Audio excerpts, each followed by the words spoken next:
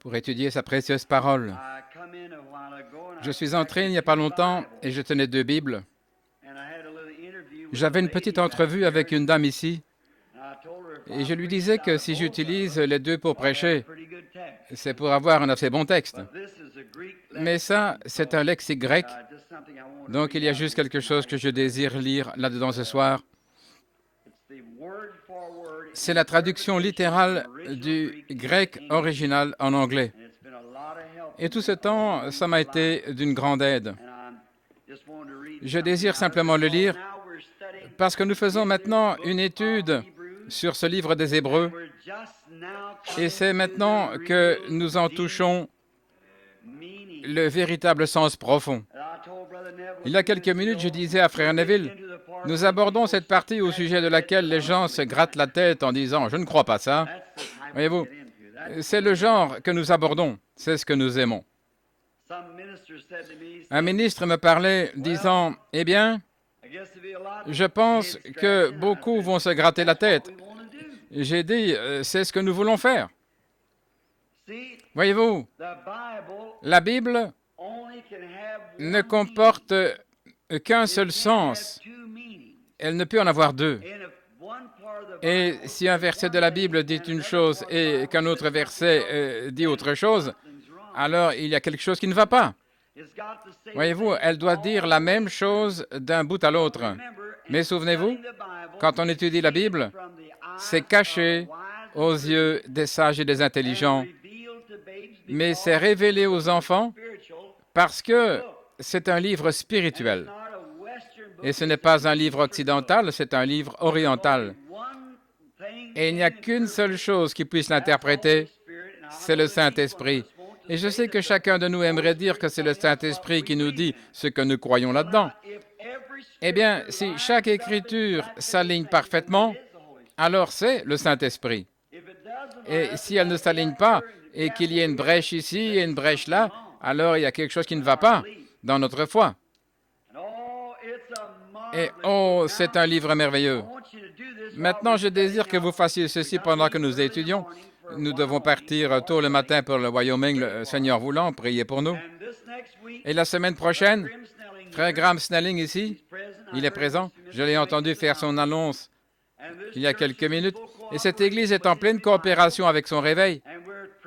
Et nous prions Dieu de lui donner un réveil extrêmement riche et glorieux. Frère Graham a tenu un réveil, là, à Charlestown pour Frère Junior Cash. Et il y a eu juste une centaine de convertis, je crois. 84 convertis. Aussi, nous rendons gloire à Dieu pour cela. Et nous comptons en avoir 584 ici, à cet endroit. Frère Graham m'a rencontré aujourd'hui et il a dit, eh bien, Frère Bill, je suis certain que vous comprenez que je ne suis pas là pour commencer une autre œuvre opposée au tabernacle, car je fais partie du tabernacle.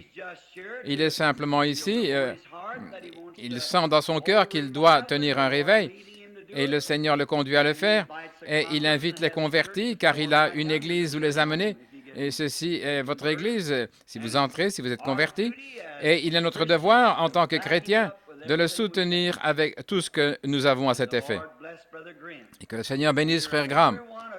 Et vous êtes chacun de vous cordialement invités à la réunion de Frère Graham avec toute la permission de cette Église et toute la collaboration pour l'aider en faisant tout ce que nous pouvons pour les âmes perdues et pour le royaume de Dieu.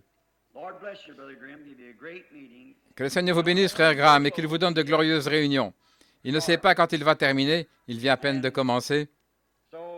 Et ainsi, Frère Graham a connu comme moi beaucoup de hauts et de bas. C'est comme ça la vie. Cela vous fait apprécier les hauts après être passé par les bas. Et si quelqu'un tombe et reste étendu là, c'est un lâche. Je fais confiance à celui qui se relève et qui essaye encore une fois. C'est vrai, je suis certain que vous comprenez ce que je veux dire. Eh bien, ne l'oubliez pas, c'est la semaine prochaine. Maintenant, dans ce livre des Hébreux, nous ne prendrons pas l'arrière-plan ce soir. Maintenant, dimanche prochain, le Seigneur voulant, Frère Neville l'annoncera. Frère Cox ou certains d'entre eux l'informeront si nous rentrons à temps. Pour la réunion de dimanche prochain, il l'annoncera à la radio. Suivez donc, vous tous, son programme à la radio et invitez vos voisins à écouter. J'éprouve vraiment de la joie à écouter leurs prédications et leurs chants, le Quatuor Neville. Je ne dis pas ça parce qu'il est ici. Si je disais ça sans que ça vienne de mon cœur, je serais un hypocrite. C'est vrai, je devrais me repentir.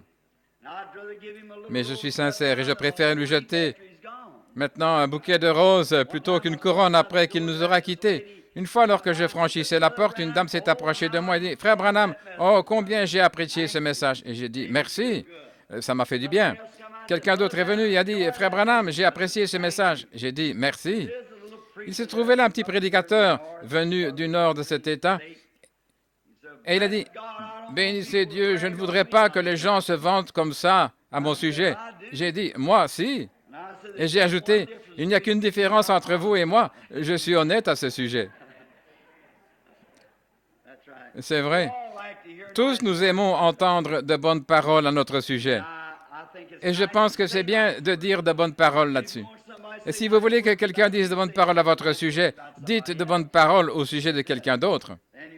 Voilà comment il faut agir. Alors vous direz toujours les meilleures paroles que vous pouvez à l'égard de tous. Et avec cela, les choses iront mieux. Dimanche prochain, le Seigneur voulant, à mon avis, nous allons simplement aller plus en profondeur dans ces grands mystères de Dieu. Nous allons parler de Melchisédek, qui il était, d'où il est venu, où il est allé, ce qui lui est arrivé, et tout ce qui concerne Melchisédek. Mercredi soir, Frère Neville a abordé le dernier chapitre sur la divinité suprême et le sacerdoce de notre Seigneur Jésus qui, dès le début, commence. Dieu, à plusieurs reprises et de plusieurs manières, a parlé à nos pères par les prophètes et dans ces derniers temps, il nous a parlé par son Fils, Christ Jésus. Puis il continue et se met à dire, à illustrer qui il était, et continue à le présenter jusqu'au chapitre 5. À la fin du chapitre 5, ensuite le début du chapitre 6, nous avons eu ça dans notre leçon ce matin. C'est pourquoi, laissant les principes de la doctrine de Christ,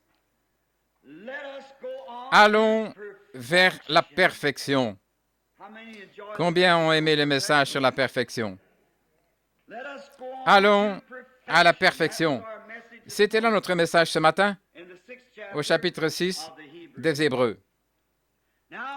Maintenant, nous abordons le passage où nous commencerons à toucher le point essentiel. Oh, nous pouvons tous être d'accord sur ces choses, sur la divinité de Christ et le fait qu'il est le Fils de Dieu, et comment il était avec Dieu et Dieu avec lui, et comment il était en Dieu et Dieu en lui, etc. Nous sommes tous d'accord là-dessus. Mais maintenant, de là, je ne sais pas comment nous allons nous mettre d'accord. Ainsi, quoi que ce soit, dans chacune de ces soirées, je vais vous donner l'occasion de m'écrire un petit mot pour me dire ce que vous pensez. Ensuite, j'aurai à répondre aux questions. Et si je n'y arrive pas, je dirai, Frère Neville, qu'en pensez-vous? Je dirai, et il est là qu'il donne la réponse.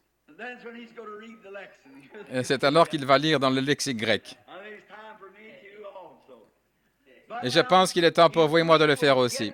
Mais pour le moment, si nous sommes vraiment sincères et que nous venions dans un seul but, c'est d'apprendre, je désire aussi apprendre. Et la Bible a été écrite. Les Écritures ne peuvent être un objet d'interprétation particulière. Ça signifie que l'Écriture doit interpréter l'Écriture. Voyez-vous, chaque passage de l'Écriture doit interpréter un autre passage, et à travers toute la Bible, afin d'en faire une chose glorieuse, parce que Dieu ne peut changer. C'est le Dieu immuable. Maintenant, laissons. C'est pourquoi, laissons les principes de la doctrine de Christ, continuons vers la perfection. J'aime entendre Paul dire ces choses.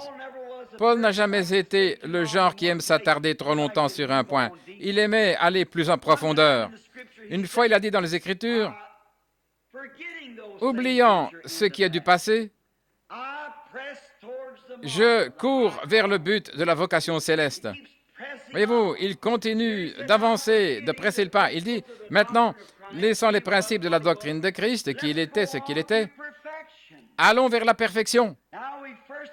D'abord, nous voulions savoir, pouvons-nous être parfaits? Et nous avons découvert ce matin dans les Écritures, dans Matthieu 5, 28, que Jésus a dit que nous devions être aussi parfaits que Dieu, sans quoi nous n'entrerons pas. Puis nous avons découvert que nous étions chacun de nous nés dans le péché, enfantés dans l'iniquité, venus au monde en proférant des mensonges. Il n'y a rien de bon en nous. Ainsi, comment pourrions-nous donc arriver à la perfection? Et voici ce que nous découvrons en lisant et relisant, en comparant les Écritures entre elles, c'est que Jésus, par un seul sacrifice, a perfectionné pour toujours son Église. Nous sommes donc parfaits par Christ et nous sommes libres de jugement par Christ. Nous ne mourrons jamais par Christ. Nous avons perdu la mort et trouvé la vie par Christ, non pas par une église, ni par une dénomination, ni par une chose fantastique, ni en parlant en langue, ni en criant, ni par émotion, ni en dansant dans l'esprit, mais par grâce. Dieu appelle qui il veut. Et nous découvrons que tout est par élection. Nous voyons que cela ne dépend ni de celui qui veut être sauvé, ni de celui qui veut, ni de celui qui court, mais c'est Dieu qui fait miséricorde. Et nul ne peut venir à Jésus si Dieu ne l'attire premièrement. Ainsi qu'avez-vous à voir là-dedans, en fin de compte, vous n'avez rien à voir là-dedans. Vous êtes en dehors du tableau pour commencer. Nous avons vu que jamais l'homme ne cherche Dieu. C'est Dieu qui cherche l'homme. Et nous avons ensuite vu que Dieu est la seule source de la vie éternelle. Nous avons vu que tout ce qui est éternel n'a ni commencement ni fin. Nous avons donc vu que l'enfer a eu un commencement et qu'il a aussi une fin. Et personne ne peut dire que l'enfer dure pour toujours. Plutôt pour toujours, oui, pour toujours, mais pas éternellement. Pour toujours, c'est un espace de temps. La Bible dit, pour toujours, au siècle des siècles. Et maintenant, regardez, et voyez si pour toujours ne signifie pas un espace de temps. Jonas a dit qu'il était dans le ventre du grand poisson pour toujours. Et dans beaucoup d'autres écritures, pour toujours, ne signifie qu'un espace de temps, mais éternel. C'est pour toujours, toujours et toujours et toujours. C'est ça, éternel. Et nous découvrons que l'enfer n'est pas éternel, mais qu'il est pour toujours. Et la raison, il faut donc faire attention à ces mots. Sinon, vous serez dans la confusion. Maintenant, souvenez-vous, seules les choses qui n'ont pas eu de commencement n'ont pas de fin. C'est pourquoi Jésus a dit, « Celui qui écoute mes paroles et qui croit à celui qui m'a envoyé a la vie pour toujours. » Est-ce correct? Non. Il a la vie éternelle. Et le mot éternel, c'est Dieu. Voici ici, dans le lexique grec, Zoé, la vie de Dieu en vous. Et vous êtes tout aussi éternel que Dieu, parce que vous avez Dieu en vous. Votre vieille nature meurt, la nature du monde, et vous êtes devenu une nouvelle création. Et vos désirs, la vieille vie qui avait eu un commencement lorsque Dieu souffla le souffle dans vos narines quand vous êtes nés, cette vie de nature charnelle est morte. Et elle a eu un commencement et elle a eu une fin. et elle est morte et a été supprimée à jamais. La vieille nature. Et Dieu est entré avec la nouvelle nature. Alors, l'amour, la joie, la paix, la longanimité, la bienveillance, la paix, la patience, la douceur et la bonté sont entrés et ont pris la place de la malice et de la colère et de la haine et de la jalousie, des intrigues et de toutes ces choses. Cela a remplacé ces choses quand vous êtes passé de la mort à la vie. Vous avez bien compris maintenant? Ainsi, écoutez, il n'y a qu'une seule forme de vie éternelle. Trouvez-la. C'est Dieu seul qui a la vie éternelle. La Bible le dit. Dieu seul a la vie éternelle. Et si un homme va souffrir en enfer pour toujours, il lui faudra avoir Dieu éternel. Mais je dis, maintenant rappelez-vous, je ne dis pas qu'il n'existe pas d'enfer qui brûle. Il existe un enfer qui brûle de feu et de soufre, où le feu ne s'éteint point et le ver ne meurt jamais. Un enfer de feu et de soufre, un châtiment. Il se peut que ça dure 100 milliards d'années, mais il devra avoir une fin, car l'enfer a été créé pour le diable et ses anges. Et tout ce que Dieu lui-même, qui était au commencement, tout est sorti de Dieu. Quand l'esprit même, prenons l'esprit d'amour, qui était la grande fontaine de Dieu, pure et non frelatée, de là est venu l'amour perverti. Et alors c'est devenu l'amour humain, puis cela est devenu l'amour sexuel, et puis cela a donné d'autres formes d'amour, des formes et des formes d'amour, et cela a simplement continué à se pervertir pour aboutir finalement à la souillure. Mais toutes ces choses ont eu un commencement, et un jour, cela retournera carrément à l'original, qui est éternel, où la convoitise, l'amour humain, la passion, l'amour passionnel, toutes ces formes d'amour devront cesser. Tous ces semblants de foi devront cesser. Il n'existe qu'une seule foi véritable. Toutes les autres devront cesser. Ce sont des perversions de cette véritable fontaine.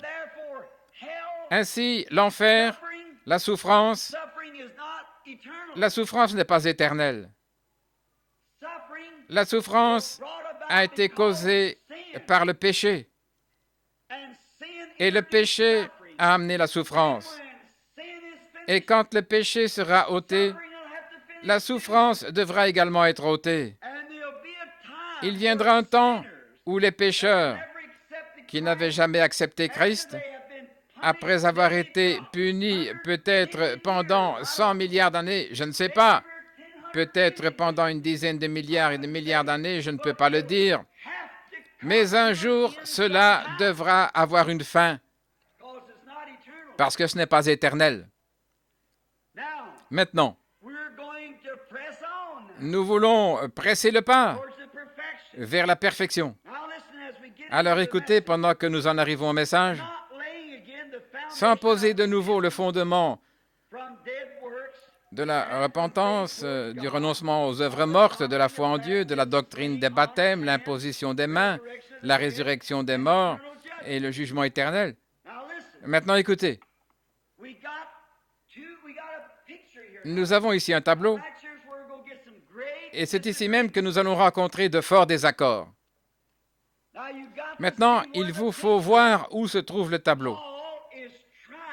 Paul essaie ici de séparer la loi de la grâce. Nous avons deux tableaux. L'un est charnel, l'autre est spirituel. Et Paul essaie d'établir la différence entre les deux pour la montrer aux Juifs. Cette lettre est adressée aux Hébreux. Et toute l'Épître aux Hébreux essaye de montrer que le modèle de l'Ancien Testament est le type du Nouveau. Ainsi, vous pouvez considérer ici deux tableaux. Maintenant, écoutez bien pendant que nous lisons. Alors, il dit, laissant les principes de la doctrine de Christ, allons vers la perfection. Eh bien, nous avons vu ça ce matin. Comment nous sommes rendus parfaits? Rendus parfaits, absolument sans tache et irréprochables, sans un seul péché sur nous. Êtes-vous au-dessus de la tentation? Jamais. Péchez-vous chaque jour? Oh oui. Mais cependant, nous sommes rendus parfaits parce que nous sommes en lui. Et Dieu ne peut plus du tout nous juger, sinon il ne peut pas être juste. Il nous a déjà jugés en lui. Quand il a jugé Christ, il m'a jugé. Il vous a jugé. Et il ne peut plus me juger parce qu'il a subi mon châtiment. Et si j'ai été acquitté et que j'ai reçu un reçu pour montrer que j'ai racheté ma montre de la maison de prêt sur gage et que quelqu'un essaie de la ramener là, alors que j'ai un reçu, je l'ai racheté. Et si le diable essayait de m'imposer un châtiment, j'ai un reçu qui montre que j'ai été racheté. Oui, monsieur. Plus de jugement. Celui qui écoute mes paroles et qui croit celui qui m'a envoyé a la vie éternelle et il ne viendra point en jugement, mais il est passé de la mort à la vie. Voilà mon reçu. Il a fait la promesse. Maintenant, ce tableau ici, sans poser de fondement, de nouveau, les fondements du renoncement aux œuvres mortes, de la foi en Dieu, la doctrine du baptême, l'imposition des mains, la résurrection des morts, le jugement éternel.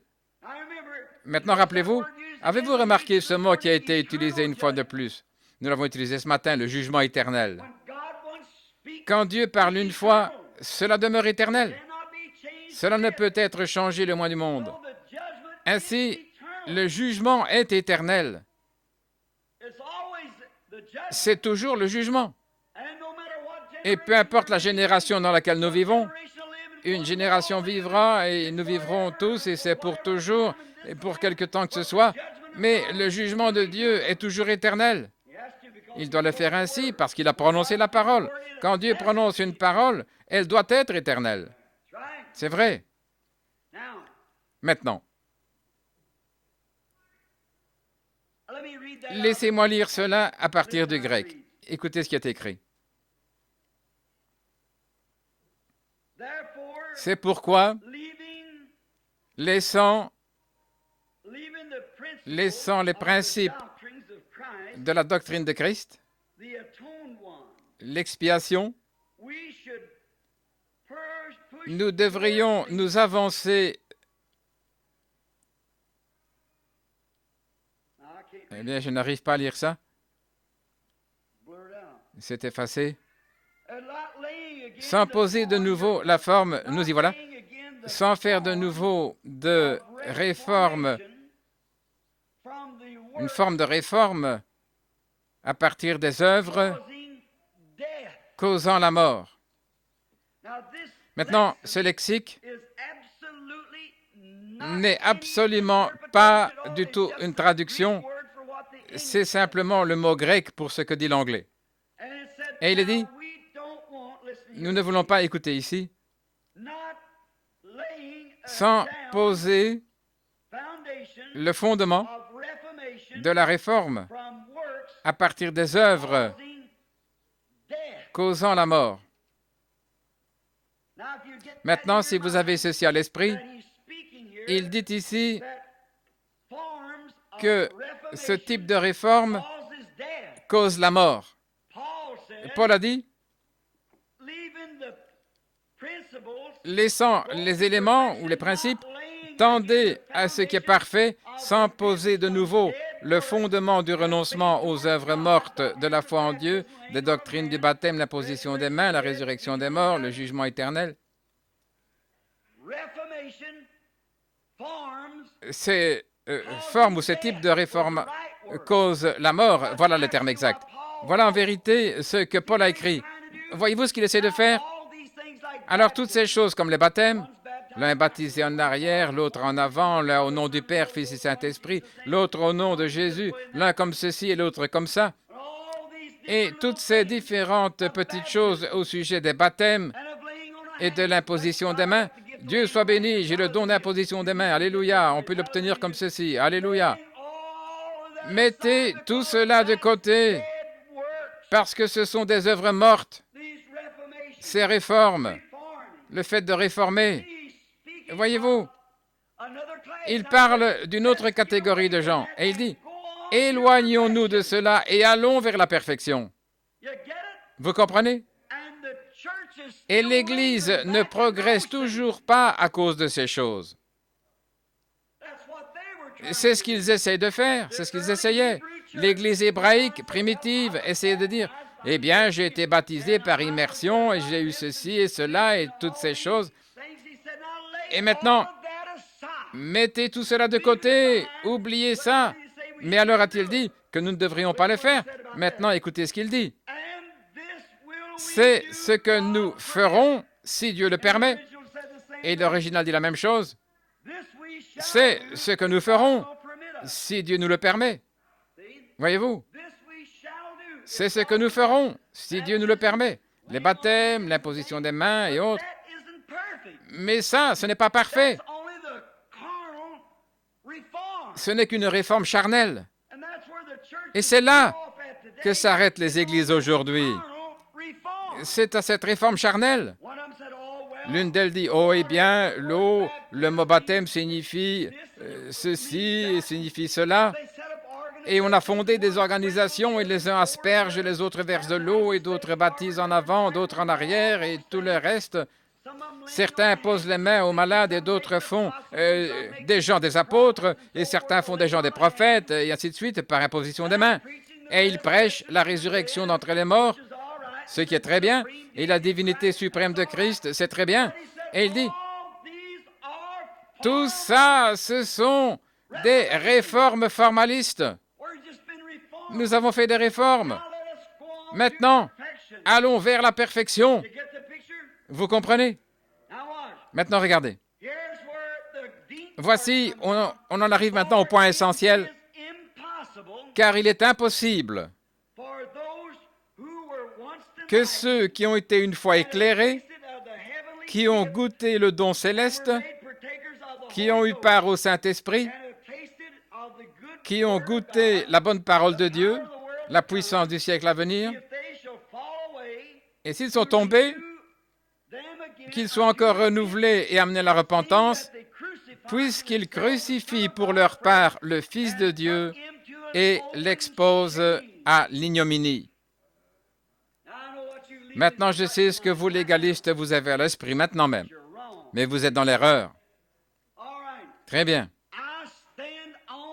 Je me tiens fermement là-dessus, et la Bible confirme que quand Dieu sauve un homme, celui-ci est sauvé à ce moment-là et pour l'éternité. Vous ne pouvez pas faire qu'elle dise le contraire. Un fondamentaliste est venu me voir il n'y a pas longtemps, il a dit, « Je vous ai eu sur un point, prédicateur Branham, je vous ai eu sur un point, vous dites, quand un homme est sauvé, plus jamais il ne peut être perdu. » Et j'ai dit, c'est ce que Dieu a dit. Il a dit, j'aimerais vous demander quelque chose. Saül était prophète, et il a prophétisé. Et vous savez qu'il était un oint de Dieu. La Bible dit qu'il en était un. Mais il s'est suicidé et il est perdu. J'ai dit, il est perdu? J'ai dit, la Bible dit qu'il est sauvé. Après être devenu un ennemi de Dieu, il était toujours sauvé. La Bible dit qu'il l'était. Et après tout, il ne s'est pas suicidé. Un Philistin l'a tué et David tua le Philistin pour l'avoir tué. Il s'était effectivement jeté sur son épée, son javelot, son épée, mais cela ne l'avait pas tué. Mais le Philistin l'a tué. Et ensuite, quand Saül est allé chez la sorcière et que celle-ci a invoqué l'esprit de Samuel, car ce dernier n'était pas entré dans la gloire, il se trouvait au paradis, sous le sang répandu des taureaux et des boucs qui ne pouvaient pas ôter le péché, mais il devait attendre dans un lieu appelé le paradis avant d'entrer. C'est là où vous, les catholiques, vous êtes dans la confusion, voyez-vous. Eh bien, il n'existe plus de paradis maintenant. Nous allons directement dans la présence de Dieu. Et quand la sorcière d'Endor a fait monter l'esprit de Samuel, celui-ci s'est tenu là, elle est tombée sur sa face et elle a dit, « Pourquoi m'as-tu trompé ?» Non seulement Saül se tenait là, je veux dire Samuel, dans sa tunique de prophète, mais il était toujours un prophète. Il a dit, « Pourquoi m'as-tu tiré de mon repos alors que tu es devenu un ennemi de Dieu ?» Il a dit, « Eh bien, le rime ne veut plus me parler. Le prophète ne prophétise plus pour moi. Et moi non plus, je n'ai plus de songe. » Eh bien, a dit Samuel, « Tu es devenu un ennemi de Dieu. Mais demain, la bataille prendra une autre tournure. Et tu mourras demain, et demain soir, vers 7 heures, tu seras avec moi. » Si Saül était perdu, Samuel l'était aussi. Ils étaient tous les deux ensemble. Certainement, c'est ce que dit la Bible. Maintenant, vous pouvez être tout excité par émotion, en parlant en langue, en criant, en tressaillant, en tremblant, en montant et en descendant l'allée, en courant. Je n'ai rien contre ça. Mais vous pouvez vous persuader vous-même d'être sauvé alors que vous ne l'êtes pas. Vous n'êtes pas sauvé. Votre vie prouve ce que vous êtes. Jésus a dit que c'est à leurs fruits qu'on les reconnaîtra. Votre vie montre si vous êtes sauvé ou pas, même si vous n'ouvrez jamais la bouche. Elle prouve ce que vous êtes. Mais toutes ces excitations et émotions, ainsi qu'adhérer à l'Église et « j'ai été baptisé au nom de Jésus, alléluia, je sais que je l'ai », ne signifient rien. J'ai été baptisé au nom du Père, Fils et Saint-Esprit 3 fois en avant, je l'ai.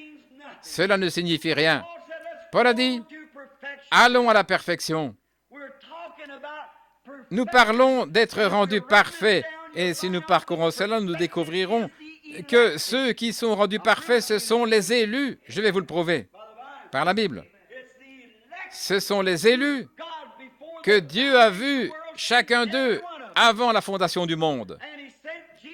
Et il a envoyé Jésus pour racheter ces gens-là et non le monde entier. Il le voulait, mais il devait frayer un chemin pour ceux-ci. Et la seule façon de le faire, c'était d'envoyer Christ, afin qu'il soit la propitiation de nos péchés, afin qu'il puisse amener à lui dans la gloire ceux qui ont été élus. Pourriez-vous imaginer Dieu dirigeant son bureau avec négligence en disant par exemple, « Eh bien, peut-être que quelqu'un aura une grande compassion pour moi, peut-être qu'il viendra et sera sauvé. » Dieu n'a pas à vous supplier, c'est vous qui devez supplier, pas Dieu. Et ensuite, Christ mourut pour sauver ceux que Dieu, par prescience, avait élus, afin qu'ils le rencontrent là-bas sans tache ni ride. Avant la fondation du monde, il vous a vu dans la gloire. C'est ce que dit la Bible. Éphésiens chapitre 1, chapitre 5, verset 1. Dieu a prédestiné par la prescience. Or, si Dieu a fait cela, s'il nous a prédestinés avant la fondation du monde et qu'il a connu chacun de nous par son nom avant la fondation du monde et qu'il nous a élus pour la vie éternelle et qu'il a envoyé Jésus-Christ pour nous racheter, qu'il nous a vus il y a 6000 ans afin que nous puissions apparaître à sa louange dans la gloire. Comment pouvez-vous être perdus? Si vous êtes sauvés, vous êtes sauvés. Si Dieu vous sauve ce soir tout en sachant qu'il va vous perdre dans 10 ans, il irait à l'encontre de son dessein. Le Dieu de la sagesse infinie, toute puissante, perpétuelle, éternelle, ne serait donc pas assez avisé pour savoir si vous tiendriez bon ou pas. Alors quand il vous sauve, si vous dites, eh bien je vais le mettre à l'épreuve, je verrai ce qu'il fera, alors il ne connaît pas la fin dès le commencement. Dieu sait ce qu'il fait, ne vous en faites pas. C'est vous et moi qui trébuchons. Dieu sait ce qu'il fait. Et il savait que nous, si nous tiendrions bon, ou plutôt ce que nous ferions, la Bible dit qu'Ésaü et Jacob, avant qu'aucun des deux ne fût né, Dieu a dit, j'aime l'un et je hais l'autre, avant même leur premier souffle, afin que son élection puisse s'avérer juste. Qui était Abraham? Nous parlerons de lui dans quelques minutes. Qui était-il pour que Dieu l'appelle? Il l'a sauvé gratuitement.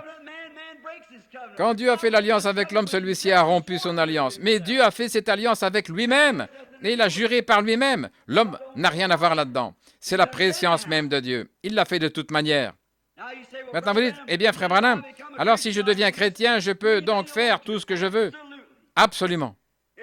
Si vous êtes chrétien, faites tout ce que vous voulez.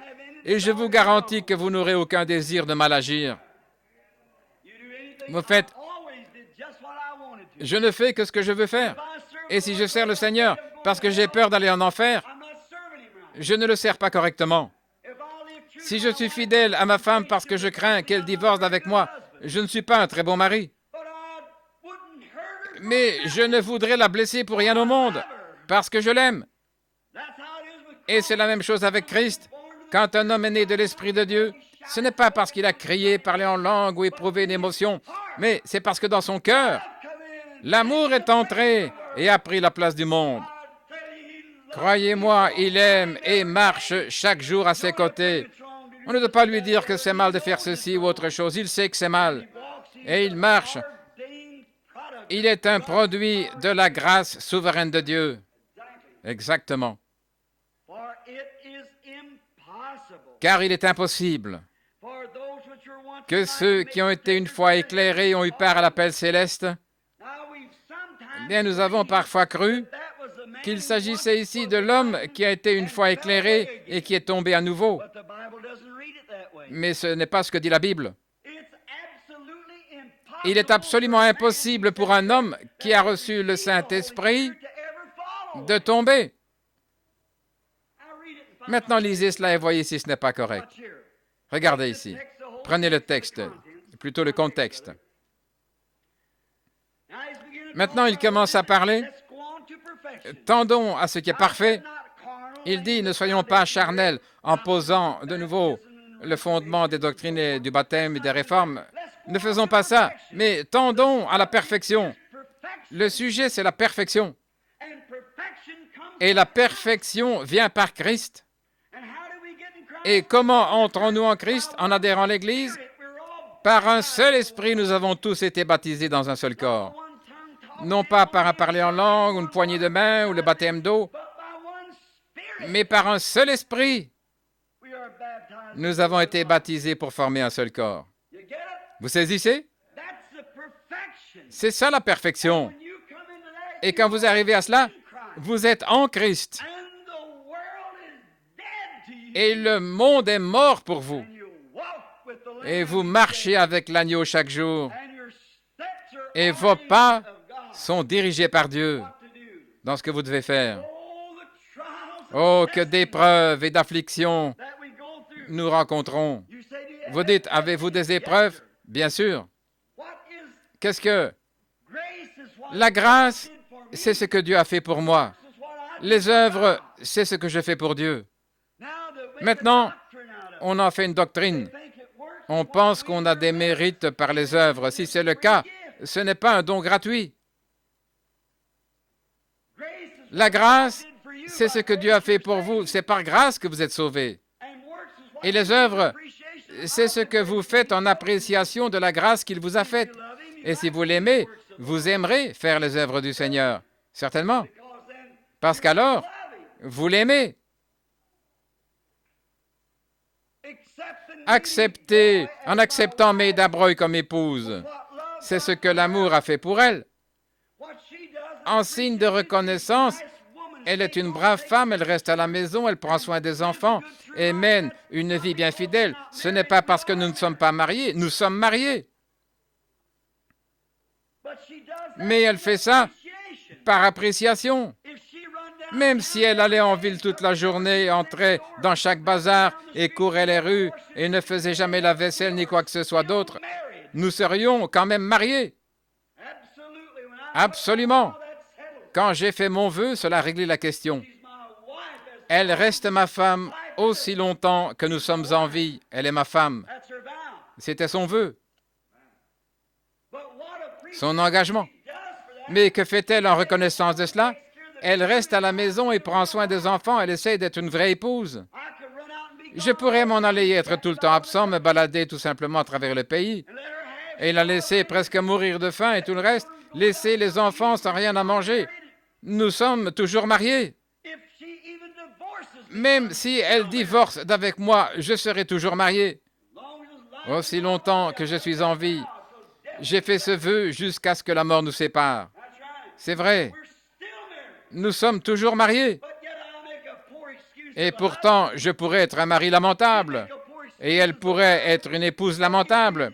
Ainsi, si nous nous aimons, nous restons ensemble et nous portons le fardeau ensemble. C'est ainsi qu'il en est de Dieu et son Église. Quand vous naissez dans le royaume de Dieu, vous avez des hauts et des bas. C'est vrai. Mais vous êtes toujours un chrétien. Vous êtes toujours né de l'Esprit de Dieu. Il se peut que Dieu soit obligé de vous ôter prématurément de la terre. Il est impossible que ceux qui ont été une fois éclairés, qui ont goûté le goût, le don céleste, et qu'ils ne soient jamais tombés, qu'ils soient encore renouvelés et amenés à la repentance. Maintenant, je sais à quoi vous pensez, Église. Permettez-moi de prendre quelque chose d'un peu plus fort, afin que les légalistes puissent réellement se taire. Allons dans Hébreux chapitre 10 et regardons ici un instant. Chapitre 10, verset 26. « Car si nous péchons volontairement, après avoir reçu la connaissance de la vérité, il ne reste plus de sacrifice pour le péché, mais une attente terrible du jugement et l'ardeur d'un feu qui dévorera le rebelle. Celui qui a violé la loi de Moïse meurt sans miséricorde sur la déposition de 2 ou 3 témoins. De quel pire châtiment sera jugé celui qui aura foulé aux pieds le Fils de Dieu, qui aura tenu pour profane le sang de l'alliance par lequel il a été sanctifié et qui aura outragé les œuvres de la grâce. » Maintenant, vous dites, qu'en est-il de ça, frère Branham? Qu'est-ce que c'est? Eh bien, quand je lis simplement, je me dis, l'Écriture ne dit pas ça, il ne s'agit pas d'un chrétien, il s'agit d'un homme qui a entendu la parole et qui s'en est éloigné, voyez-vous? Car si nous péchons, qu'est-ce que le péché? L'incrédulité. Si nous sommes volontairement incrédules, après que l'Évangile nous a été prêché, il ne reste plus de sacrifice pour le péché. Qu'est-ce que le péché? L'incrédulité. Lisez Saint Jean chapitre 4. Jésus dit, « Celui qui ne croit pas est déjà condamné. » Le péché, ce n'est pas fumer, boire, commettre adultère. Vous faites ces choses parce que vous êtes un incrédule. Ce sont simplement les attributs. Vous faites ces choses parce que vous êtes un incrédule. Le simple fait d'arrêter de fumer, d'arrêter de boire, etc., ne signifie pas que vous êtes chrétien. Ce sont simplement les attributs de votre conversion. Mais vous pouvez faire l'un comme l'autre et ne pas être malgré tout un chrétien. Maintenant, remarquez, quiconque est volontairement incrédule, non pas après avoir reçu Christ dans son cœur, la Bible ne dit pas ça, elle dit, si nous péchons volontairement, si nous sommes volontairement incrédules, après avoir reçu la connaissance de la vérité, vous comprenez? Il ne s'agissait pas du tout d'un chrétien. Une femme est venue me voir il n'y a pas longtemps et a dit, « Frère Branham, je suis chrétienne, mais j'ai blasphémé contre le Saint-Esprit. » J'ai dit, « C'est impossible. Un chrétien ne peut pas blasphémer contre le Saint-Esprit. Vous ne pouvez pas le faire. Un esprit chrétien rend témoignage de l'Esprit de Christ, voyez-vous. Et vous dites, tout ce qui est de Dieu est Dieu. Mais si vous avez un esprit charnel, vous vous moquerez et vous rirez du Saint-Esprit. Peu m'importe si vous allez à l'église. vous demeurez un pécheur et vous blasphémez contre le Saint-Esprit. Quand ils voyaient Jésus discerner leurs pensées, ils disaient qu'il était un diseur de bonne aventure. Jésus disait, « Je vous pardonne pour ça, mais quand le Saint-Esprit sera venu, si vous dites un mot contre lui, cela ne vous sera jamais pardonné. » En effet, il disait qu'il avait un esprit impur, traitant d'impur l'Esprit de Dieu. Un chrétien ne peut pas faire ça. Un chrétien traitera toujours de juste l'Esprit de Dieu. Voyez-vous, un chrétien ne peut pas blasphémer contre le Saint-Esprit. C'est le profane qui blasphème. Ceux qui se tenaient là n'étaient pas des chrétiens, c'étaient des religieux, c'étaient des juifs orthodoxes, des docteurs en théologie, et ainsi de suite, et ils se moquaient de lui et de ses œuvres, traitant d'impur l'Esprit qui accomplissait les œuvres de Dieu. Et aujourd'hui, combien, à votre avis, blasphèment contre le Saint-Esprit, tout en portant le titre de docteur en théologie ou docteur en philosophie? Combien d'éminents orthodoxes, catholiques, protestants, empesés, se promènent dans les rues et se moquent de l'action du Saint-Esprit? Ils sont tellement raffinés et instruits. C'est vrai. Mais ils se moquent du Saint-Esprit et par conséquent, ils blasphèment contre lui. Mais un chrétien né de nouveau ne peut pas le faire. Il dira, c'est mon frère, c'est l'Esprit du Dieu vivant. C'est vrai. Un chrétien ne peut pas blasphémer contre le Saint-Esprit. C'est le pécheur qui blasphème contre le Saint-Esprit, l'incrédule. Le pécheur, l'incrédule. Il n'y a que deux possibilités. Ou vous êtes un croyant, ou vous êtes un incroyant. Maintenant, faites attention ici. Pour que cette chose soit vraiment réglée, j'ai eu une vision qui m'a toujours tracassé. Il y a des années, je considérais cette chose et je disais, « Oh, si quelqu'un recevait le Saint-Esprit et que par la suite il rétrogradait, il serait perdu pour toujours. » Je ne parvenais pas à concilier les deux choses. Je disais, « Alors comment se fait-il que la Bible dise, « Celui qui écoute mes paroles et qui croit à celui qui m'a envoyé a la vie éternelle, et ne vient point en jugement, mais il est passé de la mort à la vie. Tous ceux que le Père m'a donnés viendront à moi, et aucun d'eux n'est perdu, je le ressusciterai au dernier jour. Personne ne peut les ravir de ma main. » Comment cela ne concorde-t-il pas avec ceci? Je n'arrivais simplement pas à comprendre. Il est impossible que ceux qui ont été éclairés... Je me disais, quelque chose ne marche pas. Je n'arrive simplement pas à le saisir. Et j'ai assisté à une petite réunion pentecôtiste il y a des années. Je pense ce soir qu'il n'y a plus personne dans l'église qui s'en souvient. Ça fait bien des années. C'était juste au moment où le tabernacle était en construction. À moins que ce soit Frère Graham là au fond ou quelqu'un d'autre. Je ne sais pas si vous étiez là au début. Je pense que ça et Frère Mahoney y étaient, oui, juste avant que je me marie. Quand ce don opérait, j'avais peur. On me disait que c'était du diable. Je ne comprenais pas jusqu'à ce que l'ange du Seigneur m'explique. Je suis allé à Mishawaka et j'ai assisté à cette réunion et je n'avais jamais entendu autant de cris, de pleurs et de louanges à Dieu. Je me suis dit, frère, ça c'est le ciel. Et oh, combien ils sautillaient. Ils avaient dû tenir cela dans le nord à cause de la ségrégation.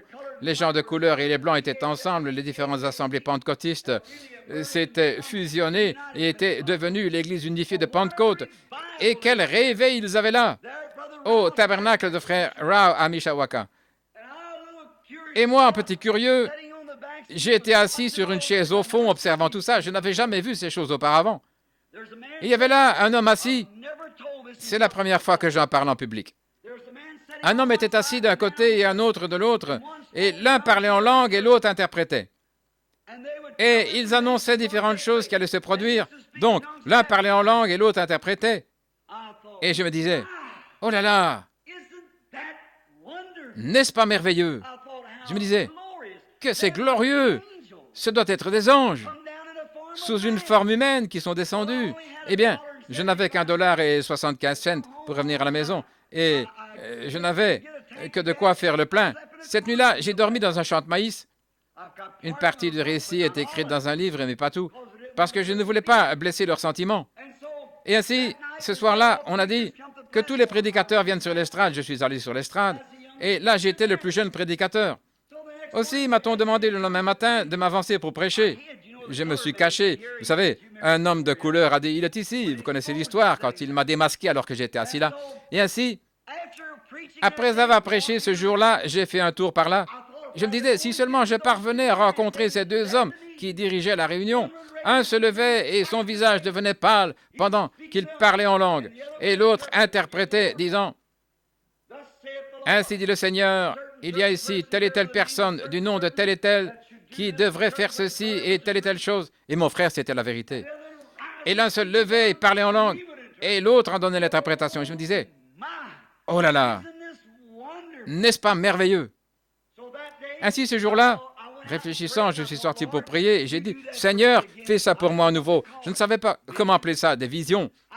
Je suis allé prier et j'ai demandé au Seigneur de m'aider. J'ai contourné le bâtiment et j'ai rencontré l'un des deux. Le Seigneur m'avait donné un moyen de connaître les choses. Je lui ai serré la main et j'ai dit, « Bonjour. » Il m'a dit, « Bonjour. Comment allez-vous ?» J'ai dit, « Branham. » Il dit, « Oh, vous êtes le jeune homme qui a prêché ce matin. » J'ai dit, « Oui. » Et pendant que je m'entretenais avec lui, j'ai capté son esprit. Et c'était un véritable chrétien. Un vrai frère chrétien. Je veux dire, c'était un croyant. Je pensais, oh, ceci n'est-il pas merveilleux? Et environ 1 heure après, là, près de la voiture, qui faisait face à une très grosse voiture sur l'arrière de laquelle c'était écrit Jésus seul, là, il y avait l'autre homme. Je suis allé le voir et j'ai dit, bonjour monsieur. Et il a dit bonjour. Il a dit, vous êtes le frère Branham qui a prêché ce matin? J'ai dit oui, c'est moi. Et j'ai dit, dites, je me réjouis de ces grands dons de Dieu qui opèrent en vous deux, frères. Il a dit, merci, monsieur Branham. Et j'ai commencé à sonder son esprit et une vision est venue. Et si jamais j'avais parlé à un hypocrite, c'était bien celui-là. Sa femme avait des cheveux noirs et il vivait avec une blonde et en avait 2 enfants. Il n'avait rien d'un chrétien. Alors je me suis dit, où me suis-je fourré? Je pensais être au milieu des anges, et voilà que je dois me retrouver parmi des démons. Quelque chose s'est passé. Voilà un véritable chrétien, et le même esprit qui est tombé sur cet homme est aussi tombé sur l'autre. Je me suis dit, maintenant je suis tout embrouillé. Je ne savais que faire. J'ai crié, j'ai supplié le Seigneur, je ne savais que croire. Cet homme m'a demandé si j'avais reçu le Saint-Esprit et j'ai dit, non monsieur, pas tel que vous l'avez reçu. Il a dit, vous avez parlé en langue? J'ai dit, non. Il dit, alors vous ne l'avez pas. Et j'ai dit, vous avez probablement raison mon frère, peut-être que je ne l'ai pas, car je n'ai pas ce que vous avez. Et après un moment, j'étais heureux de ne pas avoir ça. Ainsi donc, j'ai observé la chose et j'ai vu comment cela opérait. Ainsi un jour, je suis allé prier par ici, il y a longtemps. Je vous dirai pour qui je priais. C'était pour Roy Davis. Je suis allé prier là, car il m'avait traité de marionnette, et je priais Dieu de lui pardonner cela. Et il avait là une imprimerie qui éditait un journal. Cette imprimerie avait pris feu et s'était complètement consumée 2 nuits après ça.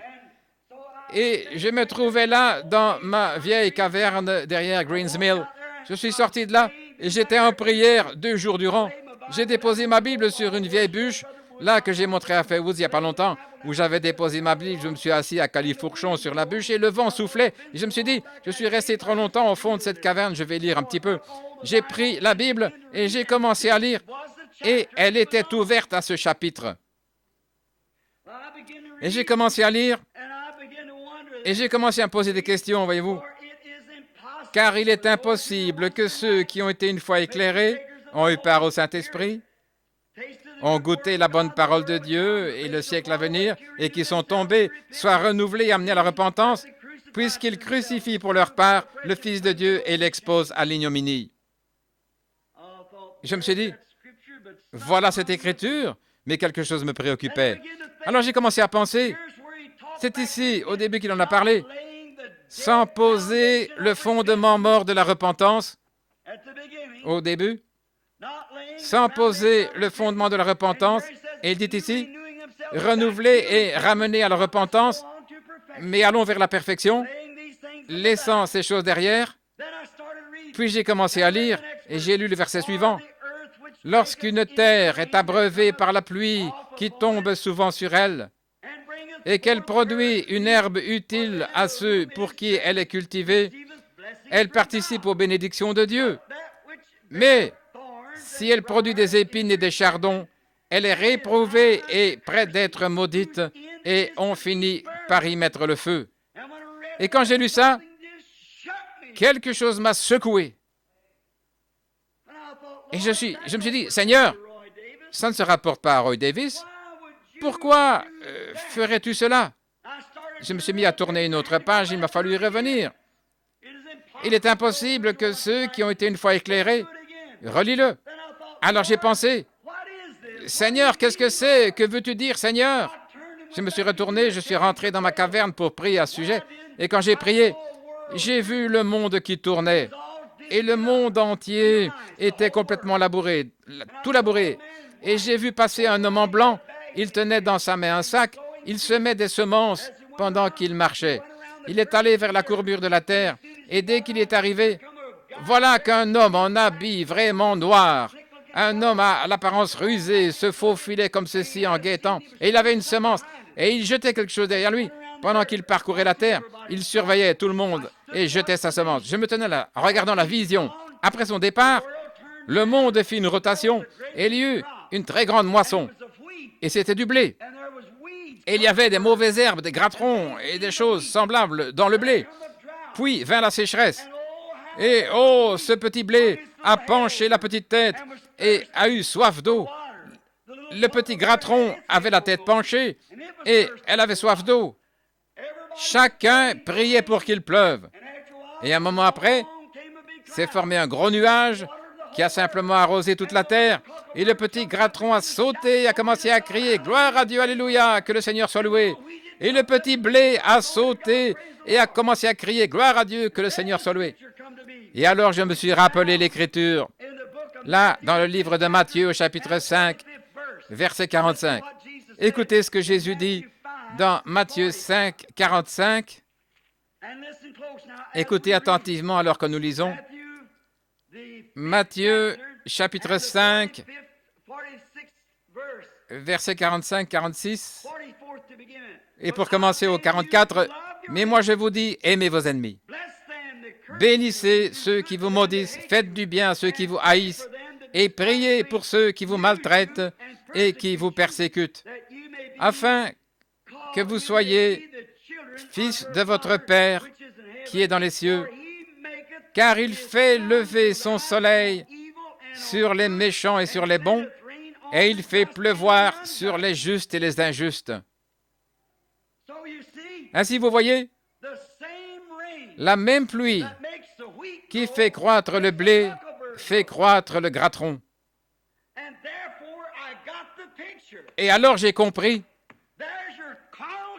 voilà le confesseur charnel qui est juste dans l'église, mais ses fruits, il se peut qu'il crie, saute, danse, parle en langue, mais quant à ses fruits, c'est un gratteron.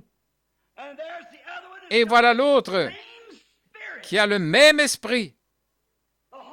Le Saint-Esprit peut bien tomber au milieu d'un groupe de gens et un hypocrite peut crier par le Saint-Esprit, tout comme le gratteron peut vivre de la pluie qui est envoyée. C'est ce dont parle Paul ici. Mais il est impossible au gratteron de devenir du blé ou au blé de devenir un gratteron. Vous avez compris? Car il est impossible que ceux qui ont été une fois éclairés et qui ont eu part au don du Saint-Esprit et ont goûté la bonne parole de Dieu et la puissance du siècle à venir tombent et qu'ils soient renouvelés. Écoutez ce qu'il dit. Car la pluie tombe souvent sur la terre pour l'arroser et la revêtir et la préparer. Mais ce qui est épine et chardon est prêt d'être rejeté. C'est pourquoi, laissant les principes de la doctrine de Christ, allons vers la perfection, sans poser de nouveau le fondement du renoncement aux œuvres mortes envers Dieu, de la foi et tout ça, les doctrines des baptêmes, l'imposition des mains et ces choses.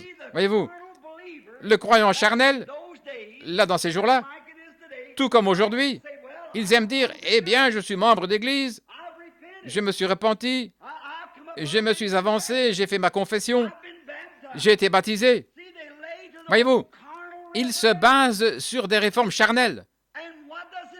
Et qu'est-ce que ça donne? cela produit des gratterons. Et que fait la perfection? C'est le blé. Le blé, c'est la parole de Dieu. Il l'utilise pour présenter sa parole. C'est une semence. Elle donne des fruits. Ça dépend de la semence qui est semée dans votre cœur.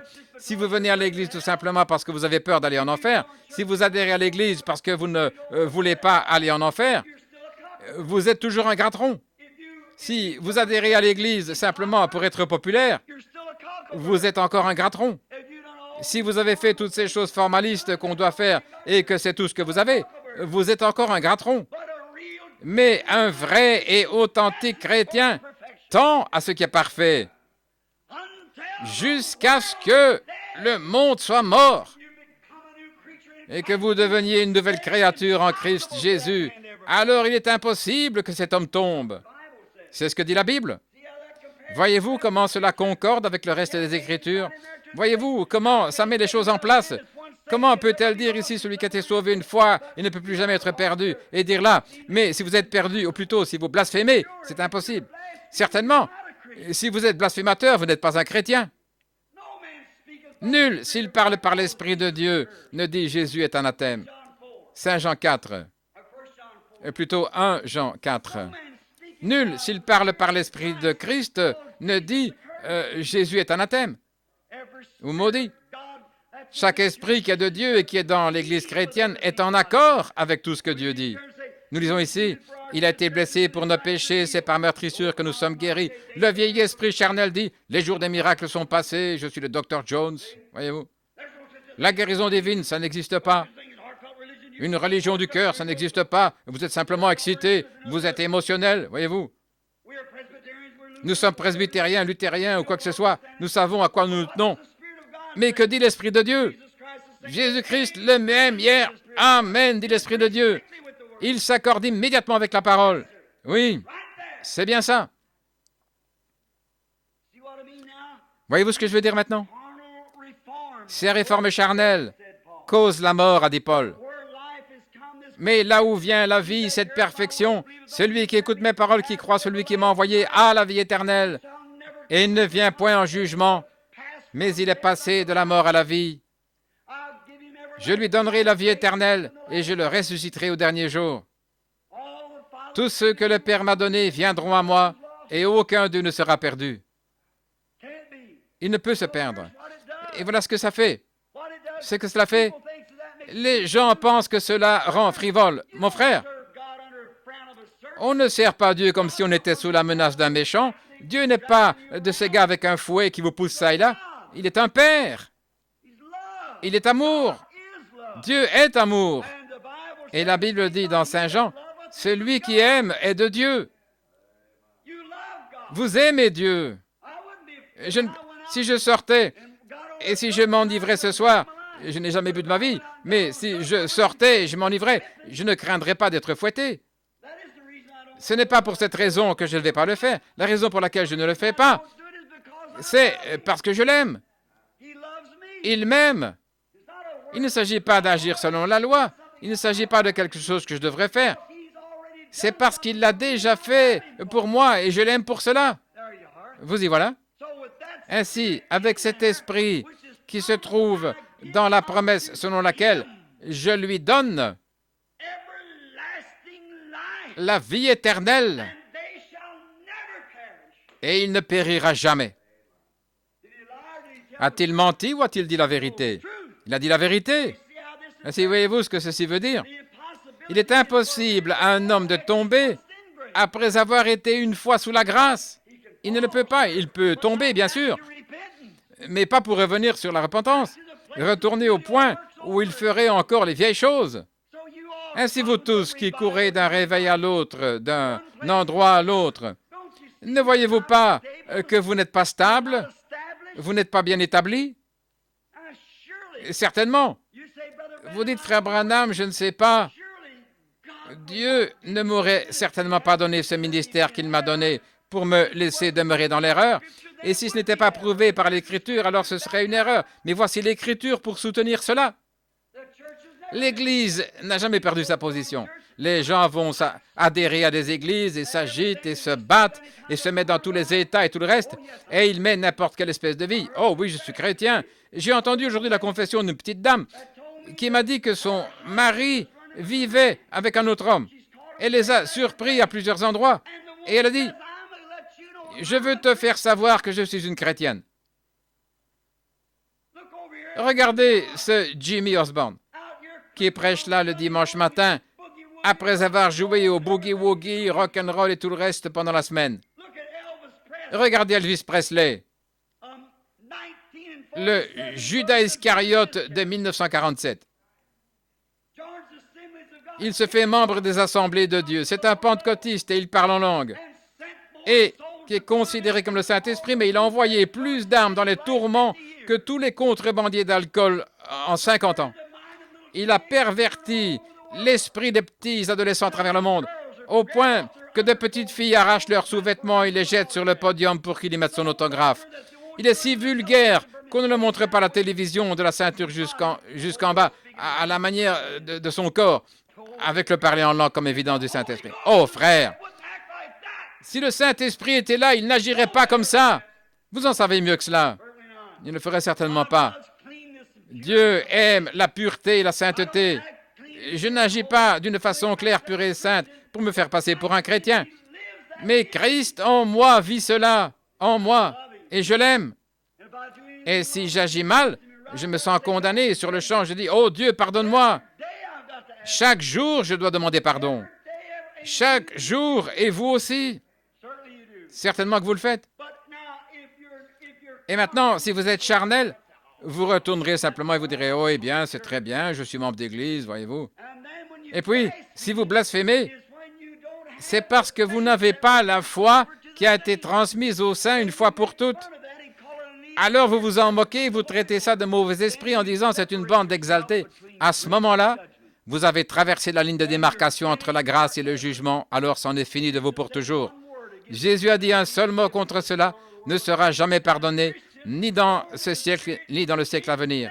Et un chrétien né de l'esprit ne peut dire du mal contre lui, parce qu'il ne peut pas le faire. Il s'accorde avec cela. C'est vrai. Voilà pourquoi les gens essayent de me dire que la colonne de feu, là, qui apparaît ici parmi nous, ils essayent de dire que c'est le diable, que c'est simplement de la fiction, et ainsi de suite. Mais l'appareil photo a prouvé que ça ne l'était pas. Et les œuvres sont basées très exactement sur la Bible. La même colonne de feu qui a rencontré Paul en route vers Damas, toutes ces choses qu'il a faites en ce temps-là, il les fait exactement de la même manière selon la Bible. Il est Christ, le Fils de Dieu. Et quand nous naissons de nouveau, nous avons la vie éternelle et nous ne pouvons pas périr. Il serait impossible à cet homme de tomber. C'est ce que dit la Bible. Maintenant, écoutez. Remarquez ce que Paul dit. Et lisez le reste et voyez ici, ce n'est pas juste. Au verset 8. Mais si elle produit des épines et des chardons, elle est réprouvée et près d'être maudite, et on finit par y mettre le feu. Voilà l'incrédule. Maintenant, suivez Paul. Quoique bien-aimés, maintenant il parle au sujet de ceux qui essaient de retourner à la loi, essayant d'accomplir toutes les œuvres de la loi, et pourtant ils sont ritualistes au possible, ils pratiquaient le baptême par l'imposition des mains et toutes ces choses. Quoique par ceci, il dit, bien-aimés, nous attendons pour ce qui vous concerne des choses meilleures. Vous y voilà. Et favorable au salut. Car Dieu n'est pas injuste pour oublier votre travail et l'amour que vous avez montré pour son nom, ayant rendu et rendant encore des services aux saints. Vous voyez de quoi il parle? Il ne parle pas des chrétiens qui tombent et pour qui il est impossible de se relever.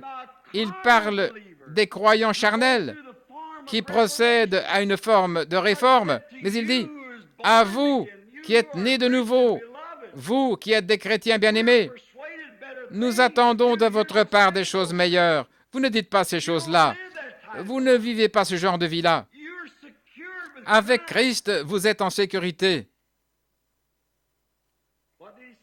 Qu'a-t-il dit à ce même endroit? Prenons de nouveau Hébreux 10, nous étions ce matin. Prenons à nouveau dans Éphésiens 4:30. Prenons ceci juste un instant et voyons ce qui est dit pour confirmer ceci et faire en sorte que chaque passage de l'Écriture s'accorde avec les autres passages.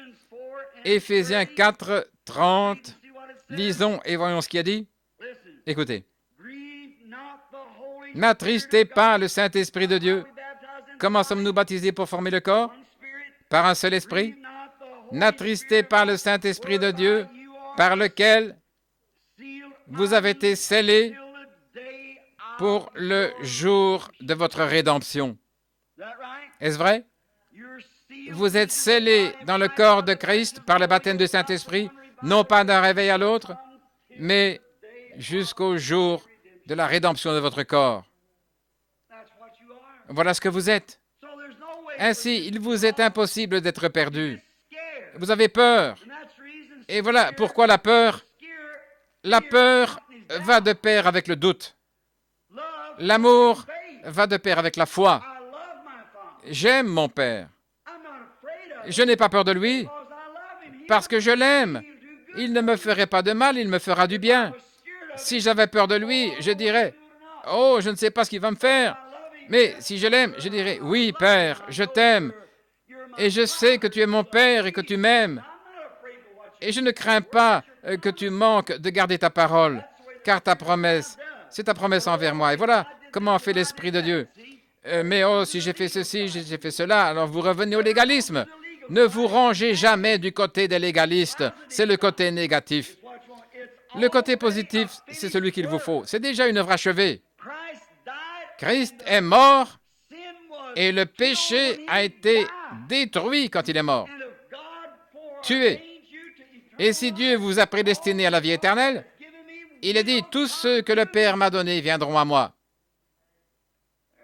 Vous dites, voilà. Vous ne pouvez être perdu.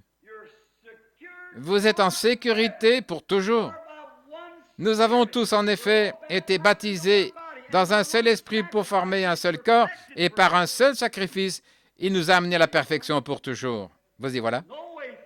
Il est impossible de nous perdre. C'est juste. Maintenant, est-ce que ça ne vous fait pas sentir bien? Comment savez-vous que vous êtes chrétien? Quand votre esprit rend témoignage avec son esprit, quand l'amour de Dieu est dans votre cœur, quand l'amour de Dieu est dans votre cœur, quand vous avez l'amour, la joie, la paix, la longanimité, la bienveillance, la patience, la bonté, la douceur, c'est alors que les fruits de l'esprit accompagnent votre vie. Ce n'est pas parce que vous pouvez danser dans l'esprit. Oh, ce rythme moderne faisant du vacarme avec le piano, un tas d'histoires dansant dans l'esprit. Ces choses sont bonnes, mais elles ont tout entraîné du côté légaliste. Voyez-vous? Et c'est pourquoi ils ont abandonné l'Esprit de Dieu. Voilà pourquoi, quand Dieu a commencé à se manifester, les gens disent, c'est du non-sens, nous ne voulons rien avoir avec ça. Ils ne connaissent pas Dieu. Ils n'ont jamais vu ça. Ils ne peuvent pas comprendre, parce que c'est une vie différente. Le gratron ignore ce que fait le blé. Il a une vie différente. C'est ce qu'il en est du chrétien. Par rapport aux croyants charnels, ce confesseur qui va clamer « Oh oui, moi je suis chrétien », avec un gros cigare à la bouche comme un taureau écorné du Texas, une femme en short disant « Oh oui, moi je suis membre d'église, bien sûr que je le suis ». Vos fruits prouvent que vous n'êtes que charnel. C'est vrai. Certainement. Il n'y a qu'une chose qu'on peut en déduire. Soit vous avez une déficience mentale, soit vous avez un esprit de convoitise. C'est vrai. Si vous voulez agir comme le monde, la Bible dit, si vous aimez le monde ou les choses du monde, l'amour de Dieu n'est même pas en vous. Ainsi vous y voilà. Maintenant vous dites, oh, la Bible me dit donc de faire cela. Non, ce n'est pas ça.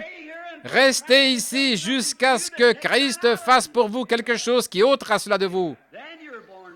Alors vous naîtrez de l'Esprit de Dieu. Ce n'est pas ce que vous faites qui compte, mais c'est ce que lui a fait pour vous, au point où vous avez un amour montrant que vous êtes passé de la mort à la vie. Alors observez votre vie, si elle correspond. Ce n'est pas parce que vous essayez de vivre la vie, mais c'est parce que Dieu vous amène à vous soumettre à son esprit. Ce n'est pas vous-même qui vous conduisez dans la voie de Dieu, c'est Dieu qui vous conduit dans sa propre voie. Ce n'est pas vous qui vous conduisez, mais c'est Dieu qui vous conduit.